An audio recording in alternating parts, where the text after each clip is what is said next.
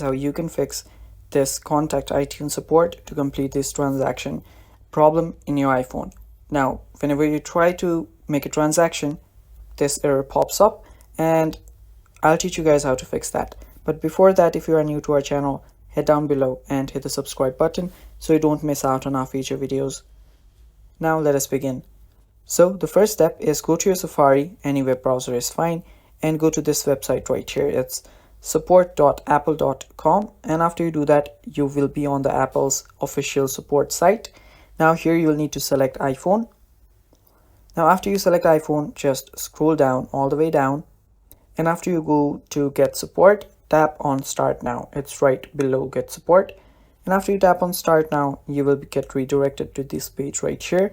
Now here you will need to choose a topic. So if you don't find it in the above 5, just tap on more and go to iTunes. You'll find iTunes right here. Tap on iTunes, and after doing that, tap on continue. Now after you do that, just scroll all the way down, and I don't have the option to call them right now, but you will, because I am not on their calling region. But if you are there, you'll get the call option. Just tap on call and you will get their numbers.